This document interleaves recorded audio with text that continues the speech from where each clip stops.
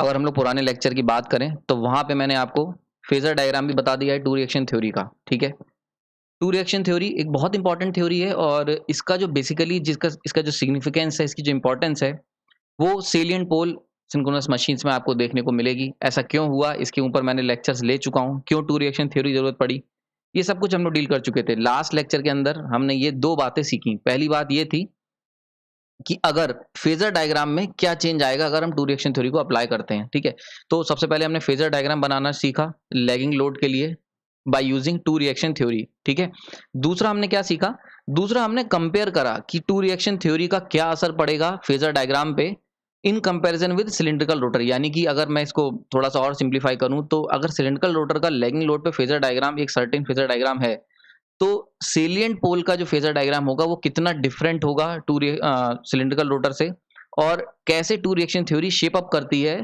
Phasor diagram को salient pole के। ये दोनों चीजें हमने लास्ट लेक्चर के अंदर सीखी थी। आपको याद होगा ये इक्वेशंस मैंने यहाँ पे जो आप देख रहे हो मैंने लिखी हैं, यहाँ पे ये इक्वेशंस भी मैंने यहाँ पे डिस्कस करी थी। कैसे इक्वेशन आई, ये सारी चीजें हमने लास्ट लेक्चर के अंदर देखी थी। आज उसी लेक्चर को मैं आगे बढ़ाऊंगा और थोड़ा और डीप में जाएंगे। एक और डायमेंशन में आपको टू रिएक्शन थ्योरी के एप्लीकेशन की दिखाता हूं, और कैसे ये जो ईएमएफ इक्वेशन है जो मैंने ये लिखी है आपके सामने लैगिंग लोड की, क्या हम इसे और किसी तरीके से भी लिख सकते हैं, ये सारी चीजें लेक्चर के अंदर देखेंगे। शुरू करते हैं। तो सबसे पहले टाइप्स ऑफ ईएमएफ इक्वेशन, यानी कि कितने तरीके की ईएमएफ इक्वेशन पॉसिबल है टू रिएक्शन थ्योरी का इस्तेमाल करते हुए यहाँ पे सेलिएंट पोल की। तो जरा शुरू करते हैं। इंपॉर्टेंट चीज है लैगिंग लोड की बात करूंगा। अगर हम फेजर सम की बात करें तो फेजर सम का इस्तेमाल करके मैंने ये जो ईएमएफ इक्वेशन है लास्ट लेक्चर के अंदर डिस्कस करी थी, जहां पे हमने सिंपल क्या करा था, जो हमारे फेजर था उसको जोड़ते चले गए थे। वीपीटी के अंदर हमने आईआरए को जोड़ा था, देन आईडीएक्सडी को जोड़ा था, और देन आईक्यू एक्सक्यू को जोड़ के जो हमें नेट आउटपुट मिला था वो कितना था, ईपी था। लास्ट लेक्चर में हमने डिस्कस करा था। नाउ अगर इसी इक्वेशन को थोड़ा सा और मॉडिफाई कर दूं, अगर मैं ओमिक लॉसेस को रिमूव निगलेक्ट कर दूं, यानी कि नेग्लिजिबल मान लूं, और ऐसा होता भी है। रीजन क्या है कि हम लोग ये जो एक्सडी और एक्सक्यू की बात करते हैं, ये बेसिकली ये क्या होते हैं, ये रिएक्टेंस लॉसेस होते हैं आपके, ये रिएक्टेंस लॉसेस होते हैं, और ये काफी बड़े होते हैं क्योंकि लीकेज की वजह से होते हैं, प्लस आर्मेचर रिएक्शन, इन दोनों की वजह से ही लॉसेस होते हैं। तो ये जो एक्स सिंक्रोनस रिएक्टेंस जो होता है वो काफी ज्यादा बड़ा होता है as compared to the armature resistance. Reason भी है उसके पीछे, क्योंकि हम लोग कॉपर वायर का इस्तेमाल करते हैं। कॉपर वायर जिसका लीस्ट रेजिस्टेंस लगभग हम लोग मान के चलते हैं, कोशिश करते हैं कि मिनिमम रेजिस्टेंस हो।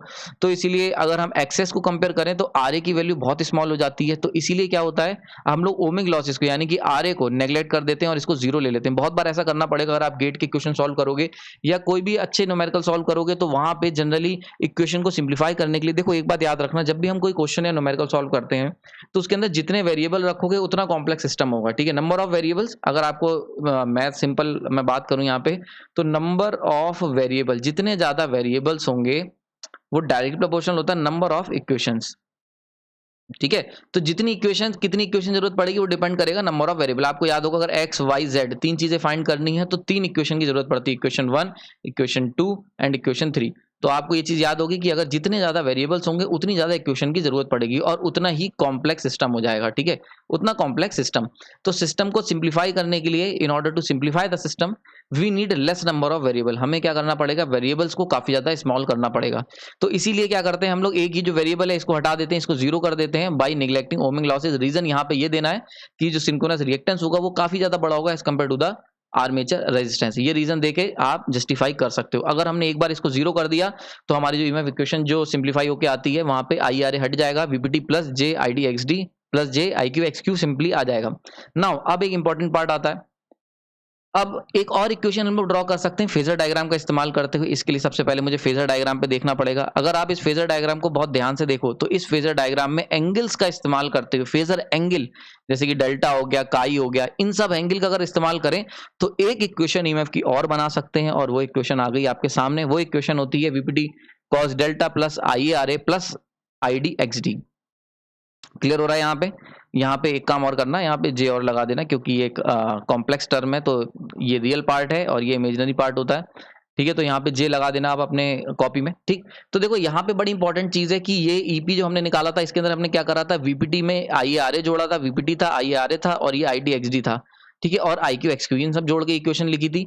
नाउ एक इक्वेशन में और लिख सकता हूँ इन एंगल का इस्तेमाल करते हुए। देखो अभी तक इस पूरी इक्वेशन को अगर ध्यान से देखोगे तो ना तो वहां पे डेल्टा आया है, ना काई आया है, ठीक है, और ना थीटा आया। थीटा कहाँ है, ये वाला एंगल, सॉरी वीपीटी और आईए के बीच का थीटा, ठीक है, वीपीटी और आईए के बीच का एंगल, तो ना तो थीटा आया पिक्चर में, ठीक है, क्लियर हो रहा है यहाँ पे। तो इस तरीके के एंगल का कोई भी हमने इस्तेमाल नहीं किया है, ठीक। तो अगर हम इन एंगल का इस्तेमाल करके यानी कि एंगल्स का यूज करके अगर हम इक्वेशन लिखना चाहें तो ये वाली इक्वेशन मैं लिख सकता हूँ, यहाँ पे VPT cos delta plus I Q R A plus J I D X D. बड़ी इंपॉर्टेंट इक्वेशन हो जाती है, इसके ऊपर काफी न्यूमेरिकल्स आते हैं। अगर गेट की बात कर लूँ या फिर मैं यूबीपीसीएल की बात कर लूँ, अगर आपके पास सिंक्रोनस मशीन पे टू रिएक्शन थ्योरी पे क्वेश्चन आएगा तो बहुत चांसेस हैं कि ये वाली इक्वेशन का इस्तेमाल होगा। क्लियर हो रहा है यहाँ पे, समझ में आ रही होगी बात ये। तो अब देखते हैं इंपॉर्टेंट चीज कि ये इक्वेशन कैसे डिराइव होती है, उसको हम सीखेंगे इस लेक्चर में। चलते हैं उसकी तरफ। तो हम लोग यहाँ पे इमेज इक्वेशन बनाने की कोशिश करेंगे फेजर डायग्राम का इस्तेमाल करके, plus including phasor angle. Important चीज है यहाँ पे, फेजर एंगल का इस्तेमाल करेंगे यहाँ पे, जो भी है देखेंगे कौन कौन से यूज हो पाते हैं। सारे एंगल यूज नहीं होंगे, कुछ एंगल यूज होंगे, देखते हैं कैसे। तो जैसे मान लेते हैं हमारे पास, हमें अल्टीमेटली फाइंड क्या करना है। अगर देखो कभी भी तुम्हें डेरिवेशन करना हुआ करे, कभी भी अगर आपको इक्वेशन ड्राइव करनी है तो आपको क्या ध्यान रखना होता है, सबसे पहले आप एक जगह लिख लो एम क्या है, मतलब क्या चीज निकालने की कोशिश कर रहे हो। तो हम इसके अंदर ईपी को निकालने की कोशिश कर रहे हैं, समझ में आ रही बात है। ये एम हो गया। देन सेकंड चीज आती है प्रोसेस, वहां तक कैसे पहुंचोगे। तो ये अगर दो चीजें तुम्हें पता है तो डेरिवेशन आपको बड़ा ही, कोई भी चीज रटने की जरूरत नहीं पड़ेगी। देखो बहुत बार इंजीनियरिंग का जब एग्जाम देते हो अपने बीटेक लेवल पे, या फिर कह सकता हूं मैं ईएस इंजीनियरिंग सर्विसेज में जब कन्वेंशनल पेपर देते हो तो वहां पे आपको क्या करना पड़ता है, लिखना पड़ता है पूरा, कह सकते हैं कि थ्योरेटिकल पेपर होता है, वहां पे ऑब्जेक्टिव नहीं होता। तो वहां पे क्या होता है, हम लोग को बहुत सारे डेरिवेशन याद करने पड़ते हैं। पर अगर आप ये दो सिंपल से प्रोसेस को, इसको प्रोसेस को सिंप्लीफाई करोगे डेरिवेशन का, तो आपको दो बातें याद रखनी है। एक आपको एम याद रखना है कि क्या निकालना है, और दूसरा प्रोसेस क्या होगा, वहां तक कैसे पहुंच सकते हैं। बस अगर ये दो बातें पता है तो बहुत ईजिली डेरिवेशन आप कर सकते हो। तो सबसे पहले यहाँ चलते हैं। तो हमें यहाँ निकालना क्या है, तो हमें यहाँ पे निकालना है ईपी, यानी कि मैं क्या निकालना चाहता हूँ, मैं ये ईपी निकालना चाहता हूँ। क्लियर हो गया यहाँ पे। अब इसके लिए क्या करना होगा, तो मैं अगर ईपी की बात करूं तो यहां से पूरी लेंथ है, यहां से लेके यहां तक की ये पूरी लेंथ है। इसको अगर मैं ऊपर ड्रॉ कर लूं अलग से, तो मैं ये बता सकता हूं this one is your EP. यहाँ पे ये जो मैंने डॉटेड लाइन बनाई है, ये जो आप डॉटेड लाइन देख रहे हो, ये वाली पूरी यहां से लेके यहां तक की, तो this is equal to EP. ये ईपी के बराबर है। देखो यहां से आप ये देख सकते हो, ये पूरी लेंथ है। तो ये ईपी मुझे निकालनी है, और इसके ऊपर मैं अलग अलग कंपोनेंट को पेस्ट करूंगा और एडजस्ट करने की कोशिश करूंगा। ठीक है, समझ में आ रही बात ये। तो सबसे पहले अगर हम बात करें इस पे शेडो किस किस की आ रही है, ठीक है, अगर हम शेडो की बात करें तो इसके ऊपर ये तीन चीजों की शेडो आ रही है, यानी कि ये जो पूरी जो ब्लू कलर की डॉटेड लाइन है, ये इन तीन चीजों से मिलकर बनी है। कौन कौन सी वो तीन चीजें? एक है उसमें वीपीटी, वीपीटी का एक एंगुलर फॉर्म यहाँ पे, दूसरा है आई आर ए का एंगुलर फॉर्म, और तीसरा है यहाँ पे आई डी एक्स डी की वैल्यू। ठीक है, तो अब एक एक करके हम लोग इन कंपोनेंट को पेस्ट करना शुरू करेंगे। शुरू करते हैं। सबसे पहले अगर हम वीपीटी की बात कर लें तो देखो यहां से यहां तक की जो दूरी है ये वीपीटी कवर कर रहा है। इसको मैं लिख सकता हूँ वीपीटी कॉस डेल्टा। कैसे आया, सिंपल सा कॉन्सेप्ट है भाई। ये अगर हमारा एक एंगल है वीपीटी, सॉरी, ये अगर हमारा फेजर है वीपीटी, और अगर मैं इसको इस पर्टिकुलर रिफरेंस में लाना चाहूँ, ठीक है, हॉरिजॉन्टल कंपोनेंट इसका निकालना चाहूँ डेल्टा एंगल पे, तो VPT cos delta simple math है, यहां तक कोई डाउट नहीं होना चाहिए। नाउ अब आगे चलते हैं दूसरी की तरफ। अब ये जो आई आर ए आप यहाँ पे देख रहे हो, ये दो कंपोनेंट से मिलकर बना है। एक है आपका इसके अंदर आई क्यू आर ए, ठीक है, सिंपल सी चीज है। आई क्यू आर ए देख सकते हो, आई क्यू आर ए कैसे आया, ये जो आई आर ए इसको मैं दो कंपोनेंट तोड़ सकता हूं। तो आई ए को मैं दो कंपोनेंट कौन कौन से, आई क्यू है और एक है आई डी, ठीक है। और अगर आर ए को मल्टीप्लाई कर दो तो आई क्यू आर ए और आई डी आर ए, ये दो कंपोनेंट होते हैं। ठीक है, जिसमें आई क्यू आर ए जो कंपोनेंट बनेगा, यानी कि ये क्या, voltage, voltage drop across armature resistance due to quadrature current. इसका मतलब समझ में आया। ये मैं लिख देता हूं वोल्टेज ड्रॉप, ठीक है, across armature resistance R A due to quadrature current. Quadrature current, quadrature current क्या है, आई क्यू। समझ में आ रहा है। तो आर्मेचर का जो रेजिस्टेंस है वहां वोल्टेज ड्रॉप होना किसकी वजह से, क्वाड्रेचर करंट की वजह से, आईक्यू की वजह से। ये जो आईक्यू मैंने यहाँ लिखा है ये आईक्यू की वजह से। तो इसको अगर हमें बनाना है, इसको वोल्टेज ड्रॉप मैं एक फेजर से यहाँ रिप्रेजेंट कर रहा हूँ। ठीक है, ये जो फेजर लाइन मैंने बनाई है आईक्यू आर ए की, ये कहाँ से आई है, तो ये किसके पैरेलल बनेगी, ये इस आईक्यू के पैरेलल बनेगी, क्योंकि रेजिस्टेंस है। देखो रेजिस्टेंस है इसलिए पैरेलल बन रही है। अगर यहाँ पे इंपेडेंस होता, जैसे कि ये था, रिएक्टेंस होता है यहाँ पे, तो देख सकते हो अगर रिएक्टेंस होता है जैसे एक्स क्यू, तो देखो ये क्या है, 90 डिग्री का फेज डिफरेंस होगा। क्लियर हो रहा है यहाँ पे। तो यहाँ पे ये जो वोल्टेज होगा, यानी कि इस प्रोसेस के अंदर, यानी कि इस आर्मेचर रेजिस्टेंस के अक्रॉस जो वोल्टेज ड्रॉप होगा वो क्या होगा, ये जो वोल्टेज होगा ये क्या होगा, वोल्टेज ड्रॉप, ये वाला, ये in same phase with IQ भी सेम फेज में होगा, क्योंकि हम जानते हैं कि अगर कोई रेजिस्टेंस है और वहां पे कोई IA करंट चल रहा है और V वोल्टेज ड्रॉप हो रहा है, तो ये जो V वोल्टेज ड्रॉप होता है और ये IA करंट, ये क्या होते हैं, सेम फेज में होते हैं। तो इसीलिए क्या होगा, सेम फेज में होगा। तो इसीलिए हमने क्या करा, ये रेड एरो जो देख रहे हो ये जस्ट पैरेलल है इस IQ के। समझ में आ रहा है, रीजन समझ में आ रहा है। देखो फेजर डायग्राम रटाना बहुत आसान है, मैं बता दूं, लेकिन आपको रीजन समझ में आना चाहिए जिससे कि आप खुद बना सको, कोई भी कंडीशन क्यों ना हो। तो अगर सिंपल सा आप ये कॉन्सेप्ट का इस्तेमाल करते हो तो देखो IQ RA पैरेलल बनेगा IQ के, क्योंकि रेजिस्टेंस है। और अगर यहाँ पे रिएक्टेंस होता तो देखो ये इस तरीके से 90 डिग्री लीड करता हुआ बनता। क्लियर हो गया, यहाँ पे क्लियर कर लेते हैं थोड़ी सी स्क्रीन को, आयु समझ में आ रहा होगा। नाउ नेक्स्ट बनेगा यहाँ पे IDRA बनेगा। ID क्यों बनेगा, ID भाई क्योंकि ये अगर हम इसकी मतलब की बात करें, ID के RA क्या है, तो this is the voltage drop. ये मैंने बता देता हूं दोबारा से, voltage drop across RA due to direct component, direct axis component of current. और वो कौन सा है, अब वो है ID। तो ये जो ID करंट फ्लो कर रहा है, देखो हुआ क्या था, अगर हम बात करते हैं, एक बार पूरा कंक्लूड कर देता हूं। अगर हम लोग सेलिएंट पोल मशीन की बात करते हैं तो उसके अंदर हमने क्या देखा था कि उसके अंदर जो IA करंट था वो दो पार्ट्स में डिवाइड हो गया था। क्यों, क्योंकि एक एक्सिस अगर हम बात करते हैं क्वाड्रेचर एक्सिस पे जो करंट फ्लो करेगा IQ, और डायरेक्ट एक्सिस पे जो करंट फ्लो करेगा वो हो गया ID। ये हमने देखा था पुराने लेक्चर में। और ऐसा क्यों हुआ था, क्योंकि सेलियंसी के कारण, सिलिंड्रिकल में ऐसा नहीं होता है। तो सेलियंसी कारण क्या हुआ कि जो IA करंट था उसको हमने दो पार्ट्स में तोड़ दिया था, एक था हमारा ID और एक था हमारा IQ। क्लियर हो रहा है। तो जब करंट दो पार्ट्स में डिवाइड हो गया तो इनकी वजह से जो वोल्टेज ड्रॉप होगा अक्रॉस आर्मेचर रेजिस्टेंस वो भी दो पार्ट में डिवाइड हो जाएगा। तो वो वोल्टेज अगर हम बात करते हैं IARA की, तो IARA क्या है, voltage drop across armature resistance due to net current. तो अगर हम इसको दो कंपोनेंट तोड़े तो IDRA, ठीक है, voltage drop due to direct axis current volt, और ये क्या हो जाएगा IQRA, voltage drop due across RA due to quadrature current. तो बस वही हमने यहाँ पे लिखा है, समझ में आ गया।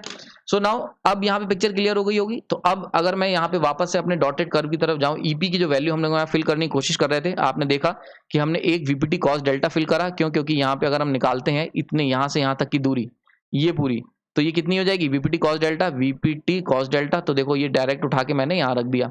अब हम बात कर रहे हैं इस पर्टिकुलर एरिया की। अगर इस एरिया की बात करें तो यहाँ से देख के बता सकते हो कितना होगा, IQRA के बराबर हो जाएगा। तो यहाँ पे हम लोग IQRA लग देते हैं, सिंपल सी IQRA। देखो क्योंकि यहाँ पे ये पैरेलल में है तो यहाँ देख सकते हो ये जो डिस्टेंस है ये कितनी है, IQRA। तो यहाँ पे IQRA प्लेस कर दिया हमने। क्लियर हो गया। नाउ नेक्स्ट कंपोनेंट की तरफ चलते हैं। ये बहुत सिंपल है, जितना नीचे दे रखा है IDRA ऑलरेडी दिया हुआ है, जस्ट सॉरी IDRA नहीं, ये IDXD दिया हुआ है यहाँ पे नीचे। IDRA तो ये वाला वर्टिकल कंपोनेंट है, दिस इज IDRA, तो ये IDRA नहीं होगा। सो अगर हम बात करते हैं वर्टिकल कंपोनेंट की, ये वर्टिकल कंपोनेंट है IDRA, तो इससे हमें कोई मतलब नहीं है क्योंकि हम ये वाला वेक्टर नहीं निकाल रहे हैं, इस वाली डिस्टेंस की बात कर रहे हैं। तो ये किसके बराबर होगा, ये इस डिस्टेंस के बराबर हो जाएगा, यानी कि IDXD के। So this one is your IDXD। Clear हो गया, यहाँ पे कोई डाउट नहीं होना चाहिए। तो यहाँ से अगर इक्वेशन लिखने की कोशिश करूं तो ये इक्वेशन मेरे सामने आ जाएगी, यानी कि EP equal to VPT cos delta plus IQRA plus JIDXD। I hope ये लेक्चर समझ में आया होगा, अभी तक कोई दिक्कत नहीं होनी चाहिए। यानी कि देखो फेजर डायग्राम के अंदर जब आप घुसोगे बहुत कुछ सीखने को मिलेगा, समझ में आ रहा है। और ये जो पार्ट होता है ये बहुत सारे जो पढ़ाते हैं, चाहे कॉलेज में टीचर हो गया चाहे ऑनलाइन हो, वो लोग ये पार्ट को मिस करते हैं। और बहुत बार हो सकता है किसी ने इसको इंक्लूड किया, बहुत सारे लोगों ने इंक्लूड भी किया होगा, मैं ये नहीं कह रहा हूँ, पर ये वाला पार्ट बड़ा ही कॉम्प्लेक्स होता है। और हम लोग इसीलिए अल्ट्रा सिंक्रोनस मशीन का एक हमारे दिल में खौफ होता है। हम लोग क्या करते हैं, हम लोग उससे दूर भागने की कोशिश करते हैं और इसको स्किप कर जाते हैं। पर एक बहुत ही कह सकते हो मैथमेटिकल ब्यूटी है इसके अंदर। अगर आप थोड़ा सा अगर आप पेशेंस रख के अगर आप सिंक्रोनस मशीन को समझने की कोशिश करोगे, आप बस मेरे लेक्चर अगर फॉलो करते हो, तो मैं गारंटी कह सकता हूँ कि मशीन में आपका इंटरेस्ट आ जाएगा, ठीक है। और ये लाइफ लॉन्ग इंटरेस्ट होगा। तो इसीलिए आप एक एक लेक्चर आप मेरा ध्यान से देखें। हमेशा मेरी कोशिश ये रहती है कि लेक्चर कितना भी कॉम्प्लेक्स हो, मैं आपका इंटरेस्ट बनाए रखूं और आपको उस लेक्चर के अंदर इंटरेस्ट कभी भी एक मिनट के लिए भी डिप नहीं होना चाहिए। तो मैं एक स्टोरीज के थ्रू या फिर एक ऐसे सिंप्लीफाई करके वो चीज समझाने की कोशिश करता हूँ, ठीक है। तो आइयो अब तक लेक्चर समझ में आया होगा। अब ये जो कॉम्प्लेक्स इक्वेशन जो आपको देखने को लगती थी, कुछ भी रटने की जरूरत नहीं है, तुरंत आप फेजर डायग्राम ड्रॉ कर सकते हो। अगर आपने मेरे पुराने लेक्चर देखे हैं, और फेजर डायग्राम ड्रॉ करके तुरंत ही 3 तरीके की इक्वेशन एकदम से लिख सकते हो वहां पे, कोई डाउट नहीं होना चाहिए। अब तक कोई डाउट नहीं होना चाहिए। आई होप समझ में आ गई होंगी सारी चीजें। नाउ आगे चलते हैं। सबसे पहले अगर हम बात कर लें effect of power factor on phasor diagram. देखो अभी तक हमने अगर हम बात करें तो हमने पूरा लेक्चर बात करी लैगिंग लोड लेके चल रहे हैं। इसका पीछे 2 रीजन थे। सबसे पहले लैगिंग लोड, क्योंकि ये बहुत ही कॉमन लोड होता है घरों में हमारे, दूसरी बात, इससे आपको अगर बेसिक समझ में आ गया, मुझे एक तो फेजर पकड़ना ही था जिससे मैं, क्योंकि मुझे कंपेयर भी करना है सिलिंड्रिकल से, मुझे उसको आपको कंपेयर करके दिखाना था कैसे अंतर है, तो इसीलिए मैं सारे फेजर नहीं बना सकता था और टाइम लेंथ बढ़ाने से कोई मतलब नहीं। तो इस पर्टिकुलर पार्ट के अंदर हम लोग देखेंगे कि इफेक्ट ऑफ पावर फैक्टर का इफेक्ट क्या हुआ फेजर डायग्राम पे, जरा उसको थोड़ा समझते हैं।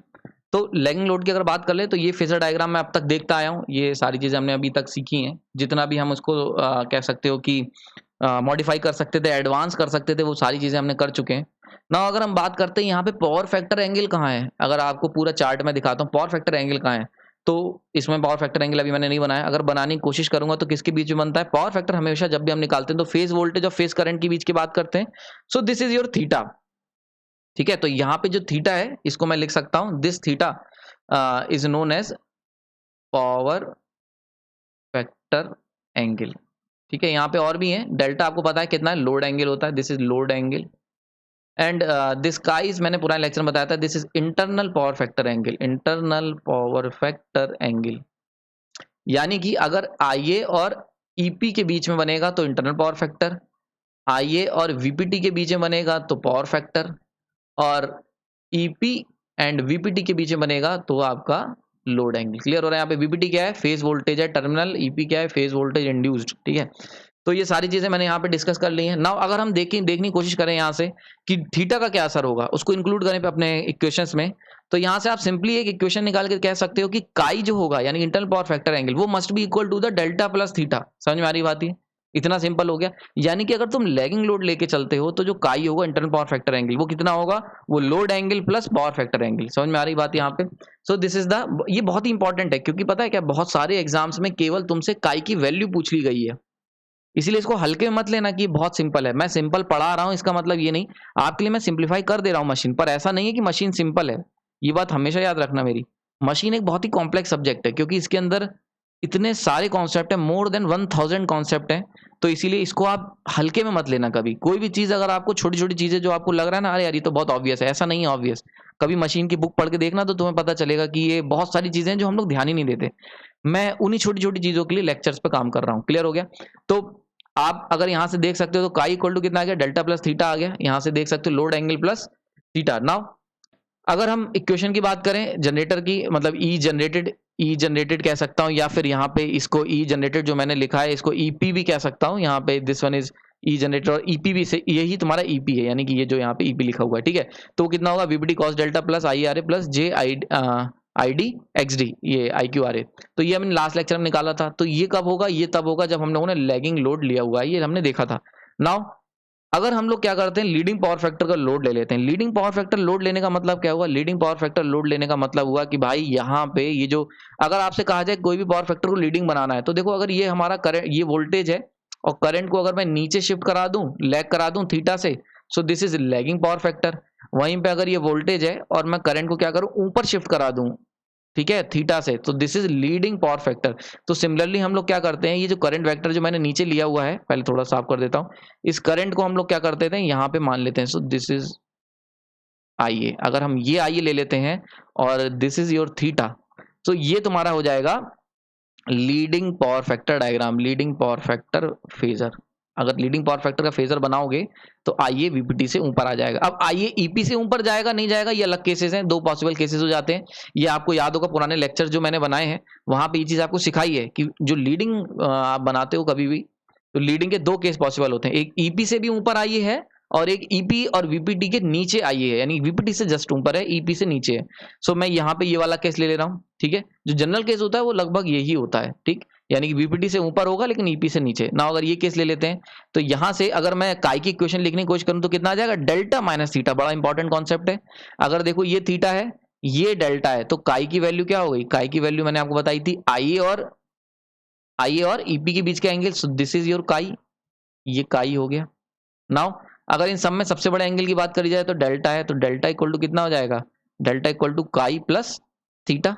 देखो यहाँ पे देख सकते हो, अगर इसको समझ में नहीं आ रहा तो यहाँ बना देता हूँ। ये है हमारा EP, बहुत ध्यान से देखना, ठीक है।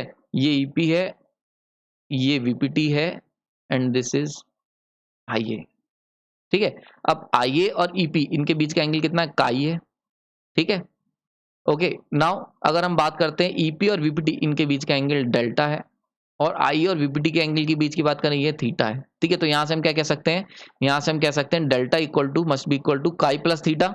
तो अगर इसको सिंप्लीफाई करूंगा तो मेरे पास क्या आ जाएगा, chi equal to delta minus theta. I hope समझ में आ रहा होगा। तो ये सिंपल, अगर हम लीडिंग लोड का फेजर डायग्राम बनाओगे तो ये इक्वेशन निकल के आएगी एंगल की वैल्यू, ठीक है। इसको मैं रब कर देता हूँ, आई होप क्लियर समझ में आ गया वो कैसे यहाँ तक पहुंचे।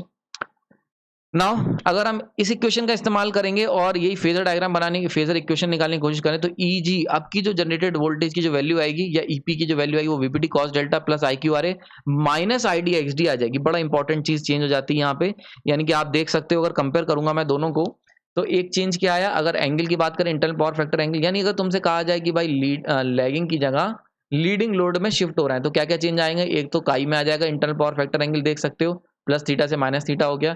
दूसरा plus J I D X D से minus J I D X D, यहाँ पे जे लगा लेना, मिस कर गया हूं मैं, तो यहाँ पे जे कर लेना, तो minus J I D X D, तो plus J I D X D से minus J I D X D तक पहुंच जाओगे। क्लियर हो रहा है ये, ठीक है। अब आप कहोगे सर ये तो बहुत सारी इक्वेशन हो रही हैं, कैसे याद रखा जाए, ये तो काफी कॉम्प्लेक्स हो रहा है सिस्टम। इसको मैं दोबारा सिंप्लीफाई कर देता हूँ। तो इसके लिए मैं आपको एक जनरलाइज्ड इक्वेशन दे देता हूँ जिसको आपको याद रखना है, उसी से सारे काम हो जाएंगे। तो सबसे पहले इक्वेशन ये याद रखनी है आपको कि काई की जो वैल्यू होगी डेल्टा प्लस माइनस थीटा, और ईजी की जो वैल्यू होगी सब कुछ सेम रहेगा, बस plus minus J I D X D हो जाएगा, जहां पे प्लस आएगा लैगिंग पावर फैक्टर के लिए और माइनस आएगा लीडिंग पावर फैक्टर के लिए। बस ये आपको इतना सा याद रखना है, ये जो क्लाउड के अंदर मैंने बनाया है। तो काई का अगर इंटरनल पावर फैक्टर एंगल की बात करी जाए तो डेल्टा प्लस माइनस थीटा, और ई जनरेटेड या ईपी कह लो, मैंने यहाँ ईजी यूज करा है, जनरेटेड वोल्टेज ईपी भी कह सकते हो। इसकी बात करेंगे तो VPT cos delta plus I Q R A plus minus, बड़ा इंपॉर्टेंट है ये प्लस माइनस, यहाँ J I D X D. Now यहाँ पे प्लस कब आएगा, अगर लैगिंग पावर फैक्टर लोड करोगे, और माइनस कब आएगा, जब लीडिंग पावर फैक्टर का लोड आप करेंगे। समझ में आ रहा है। तो इस लेक्चर को भाई यहाँ पे मैं कंक्लूड कर देता हूँ। आई होप ये लेक्चर आपको समझ में आया होगा। इसके अंदर हम थोड़ा सा डीप में उतरे हैं, यानी कि अभी तक जो हम लोग पिक्चर ऊपर से देख रहे थे, अब वो हम लोगों ने थोड़ा अंदर पानी के अंदर उतरना शुरू किया है, और जो पानी ऊपर से दिख रहा था उसके और अंदर गए तो कुछ और नई चीजें निकाल के लाए, जैसे कि फेजर को और सिंप्लीफाई करके एक इक्वेशन ड्रॉ करी जा सकती है डेल्टा का इस्तेमाल करके। लीडिंग और लैगिंग का क्या असर पड़ेगा अगर हम फेजर की बात करें, या फिर इक्वेशंस की बात करें, या फिर एंगल की बात करें। बड़ा इंपॉर्टेंट पार्ट है, गेट के क्वेश्चंस आए हुए हैं, प्रीवियस ईयर गेट के क्वेश्चन लगाओगे तो तुम्हें ये इसका महत्व समझ में आ जाएगा। समझ में आ रहा है। तो अब आने वाले लेक्चर के अंदर हम लोग और चीजों के बारे में बात करेंगे, स्पेशली ये जो इंटरनल पावर फैक्टर एंगल, कई बार से हम लोग इसको देख रहे हैं इंटरनल पावर फैक्टर एंगल, तो इसके ऊपर बात करेंगे। इसका इंपॉर्टेंट फॉर्मूला है 10 काई करके, बहुत इंपॉर्टेंट फॉर्मूला है, उसके ऊपर भी काफी क्वेश्चंस आते हैं, उसको ड्राइव करने की कोशिश करेंगे और सीखेंगे आने वाले लेक्चर्स के अंदर। साथ ही साथ अगर मैंने आपको एक काम दिया हुआ है, अगर आपको डिफरेंट डिफरेंट एंगल्स की बात कर लें जो सिंक्रोनस मशीन में यूज होते हैं, या डिफरेंट डिफरेंट एमएमएफ और फ्लक्सेस की बात करें जो बहुत लोगों को कंफ्यूजन रहता है, अगर आपको इसमें डाउट है तो कमेंट सेक्शन में मुझे बताएं। अगर ज़्यादा कमेंट्स आएंगे तो मैं इसके ऊपर लेक्चर्स बनाऊंगा। आपने अपना कीमती समय दिया उसके लिए धन्यवाद।